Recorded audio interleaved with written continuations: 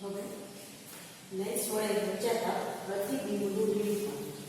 અહીંયા આગળ આપણે કે જ્યારે આપણે જુદા જુદા બંને પ્રકારના લેન્સ મૂકીએ, અંતર્ગોળ અને બહિર્ગોળ, આ બંને વખતે પ્રતિબિંબ આપણને કઈ જગ્યાએ કેવા મળી શકે છે એનું નિરૂપણ છે કિરણાકૃતિ દ્વારા દર્શાવવામાં આવીએ છીએ. પ્રતિબિંબો ક્યાં અને કેવા મળશે એ પછી જોઈશું, પણ અત્યારે શું પરિસ્થિતિ છે તો કે જ્યારે બહિર્ગોળ લેન્સ ઉપર આપણે કિરણો એટલે કે પ્રકાશના કિરણો આપાત કરીએ છીએ ત્યારે વક્રીભવન પામીને એ કિરણો કઈ દિશામાં જાય છે, કઈ પરિસ્થિતિમાંથી આવતા પ્રકાશના કિરણો કઈ દિશામાં જાય છે એના વિશેની માહિતી મેળવીએ છીએ.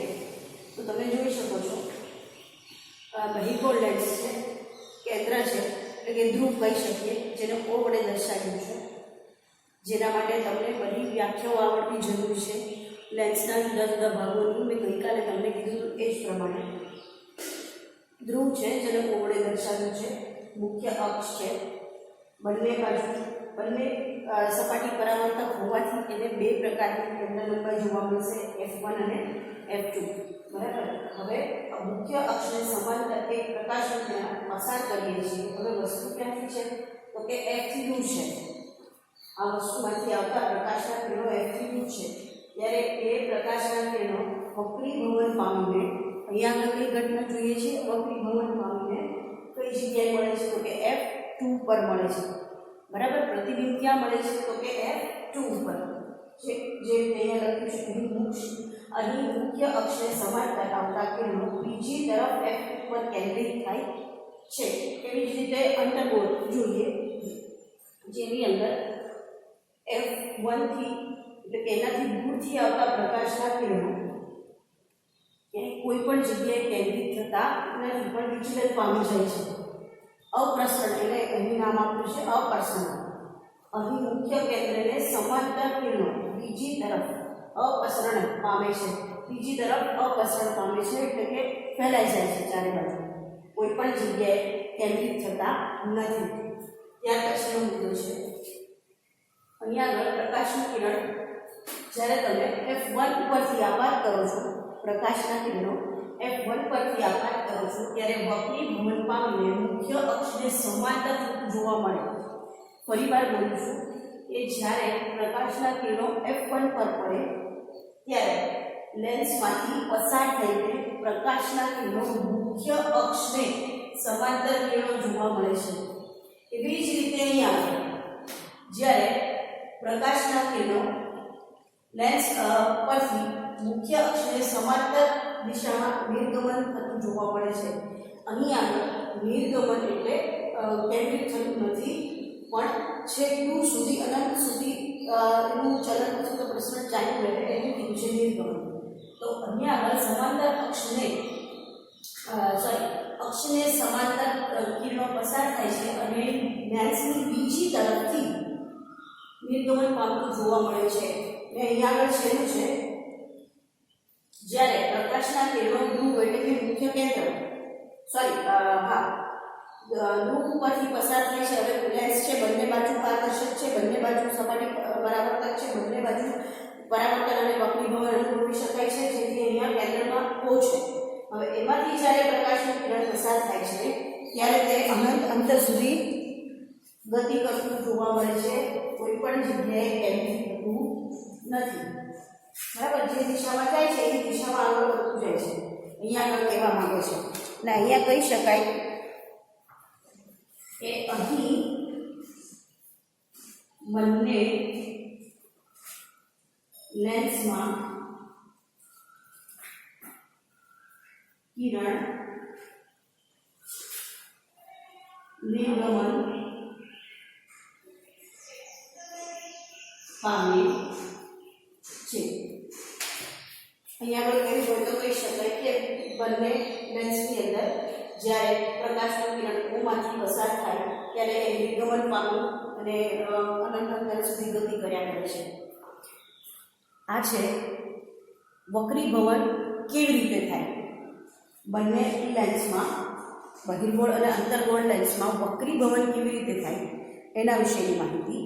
હવે પ્રતિબિંબો આ વક્રીભવનની ઘટનાને કારણે પ્રતિબિંબો કેવા મળે છે એના વિશે જોવા જઈ રહ્યા છીએ.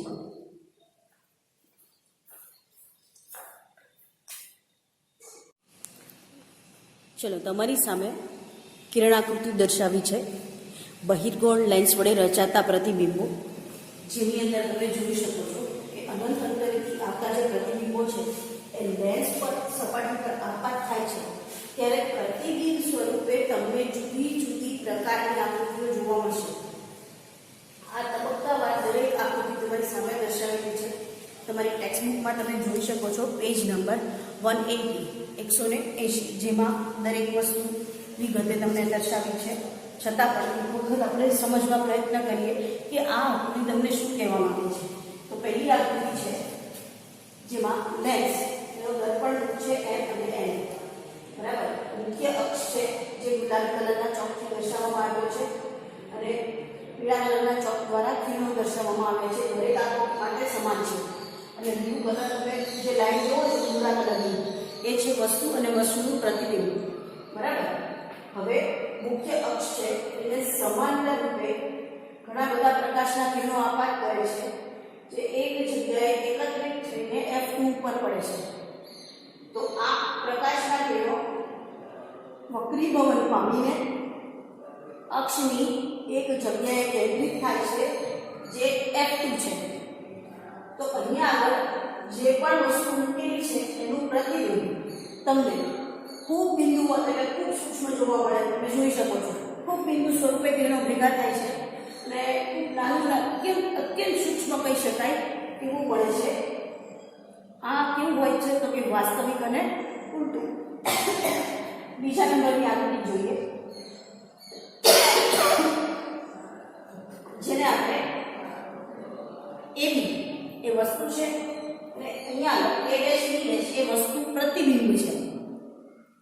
હવે અહીંયા આગળ તમે જોઈ શકો છો કે જ્યારે અનંત અંતરેથી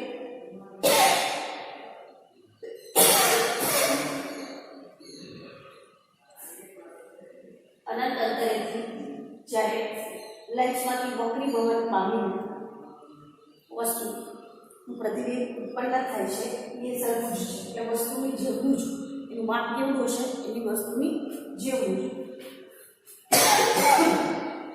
પણ વાસ્તવિક અને ઉલટું. તેવી જ રીતે એમાં જ્યારે પ્રકાશનું કિરણ મુખ્ય કેન્દ્ર એટલે કે 2F થી દૂર હોય, ગઈકાલે મેં તમને કીધું કે એક બાજુને આપણે F1 કહીશું અને બીજી બાજુને આપણે F2 કહીશું, બરાબર. તો જ્યારે વસ્તુનું સ્થાન 2F1 થી દૂર હોય તો આ 2F1 થી દૂર રહેલી વસ્તુ અને એના પરથી આવતા પ્રકાશના કિરણો એકત્રિત થઈને જે જગ્યાએ ભેગા થાય છે એ આગળ વસ્તુનું પ્રતિબિંબ તમને A', B' અથવા તો A', B' જેવું મળે છે, જે વાસ્તવિક અને ઉલટું છે. એવી જ રીતે જ્યારે 2F1 થી હવે આકૃતિ નંબર 4 તરફ જઈએ, જેની અંદર તમે જોઈ શકો છો કે વસ્તુનું સ્થાન છે એ F2 અને F1 ની વચ્ચે રાખેલું છે. વસ્તુનું સ્થાન ક્યાં છે તો કે 2F1 અને F1 ની વચ્ચે રાખેલું છે. ત્યારે તમે પ્રતિબિંબ ક્યાં મળે છે તો કે F2 અને 2F2 ની વચ્ચે મળે છે, પણ જે વસ્તુ છે એના પ્રમાણમાં ઉલટું અને વાસ્તવિક મળે છે. હવે થોડા આગળ આપતા જઈએ. હવે આપણે વસ્તુ મૂકીએ છીએ F1 પર. કે જ્યારે વસ્તુ F1 પર મૂકેલી છે ત્યારે તમને પ્રતિબિંબ ક્યાં મળે છે તો કે F2 પર પણ અનંત અંતરે, બરાબર. કેવું મળે છે? F2 પર અનંત અંતરે. તમારી ટેક્સ્ટબુકમાં પેજ નંબર 178 કોષ્ટક 10.4 એમાં તમે જોઈ શકો છો, કમ્પેર કરી શકો છો આકૃતિને, જેના દ્વારા તમને ખ્યાલ આવશે. અત્યંત મોટું અને વિવર્ધિત એટલે ખૂબ જ મોટું અને વિવર્ધિત એટલે સ્પષ્ટ જોઈ નહીં શકીએ, ઝાંખું જેવું તમને જોવા મળી શકે. અને છેલ્લું છે હવે જ્યારે વસ્તુ F1 અને O ની વચ્ચે છે, હવે જ્યારે વસ્તુનું સ્થાન છે F1 અને O ની વચ્ચે ત્યારે તમને પ્રતિબિંબ ક્યાં મળે છે તો કે ત્યારનું પ્રતિબિંબ મળે છે F1 ની પાછળના ભાગમાં. સામે મળવાની બદલે જ્યારે ખૂબ જ નજીક છે ત્યારે પ્રતિબિંબ તમને પાછળના ભાગમાં એટલે કે મોટું. હવે અહીંયા આગળ તમને વાસ્તવિક અને ચત્તું નથી પણ આભાસી અને ચત્તું જોવા મળશે. થોડું આભાસી અને ચત્તું નિયમ પ્રમાણે. ફરીવાર જ્યારે F1 અને O ની વચ્ચે વસ્તુનું સ્થાન હશે ત્યારે લેન્સની એ જ તરફ તમને પ્રતિબિંબ વસ્તુ કરતાં મોટું, આભાસી અને ચત્તું તમે જોઈ શકો છો. જે ચત્તું છે એ જ પ્રમાણે તમને જોવા મળશે. ટૂંકમાં અહીંયા આગળ તમને લેન્સ દ્વારા જુદા જુદા પ્રતિબિંબો કઈ જગ્યાએ કેવી રીતે મળે એનું વર્ણન કર્યું છે.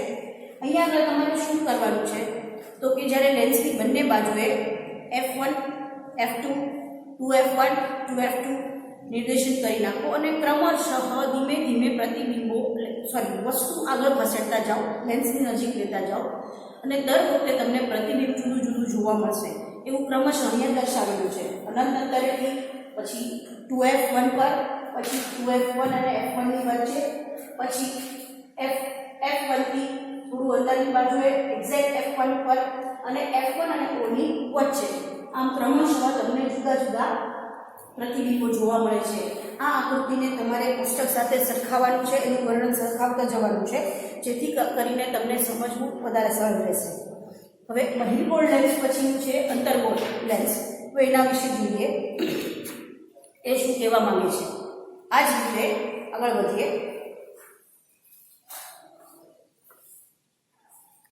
હવે આકૃતિમાં દર્શાવ્યા પ્રમાણે અંતર્ગોળ લેન્સ દ્વારા રચાતા પ્રતિબિંબો. હવે જે ગુલાબી કલરના ચોકસ્ટિકથી દોર્યું છે એ મુખ્ય અક્ષ છે. બંને આકૃતિમાં સરખું છે અને પીળા કલરથી કિરણો દર્શાવ્યા છે. તમે આકૃતિમાં જોઈ શકો છો કે F1 અને F2 ક્રમશઃ દર્શાવેલા છે. જે પરિસ્થિતિ બહિર્ગોળ માટે હતી એ જ પરિસ્થિતિ અંતર્ગોળ માટે છે. ફક્ત અને માત્ર પ્રતિબિંબોનો આકાર, એની રચના અને કેવી રીતે કઈ જગ્યાએ મળે છે એ થોડોક ફેરફાર છે, એ આપણે સમજીએ. હવે આકૃતિમાં દર્શાવ્યા પ્રમાણે જ્યારે વસ્તુનું સ્થાન છે અનંત અંતરે, ધારો કે અહીંયા કોઈ અનંત અંતરે વસ્તુ પડેલી છે અને એમાંથી આવતા પ્રકાશના કિરણો અંતર્ગોળ સપાટી પર આપાત થાય છે ત્યારે તમે જોઈ શકો છો વક્રી ભ્રમણના કારણે અથવા તો માધ્યમ મુદ્દાઓના કારણે બીજી દિશામાં ગતિ કરે છે. પરંતુ અહીં અથડાઈને એ પાછા F1 પર કેન્દ્રિત થાય છે.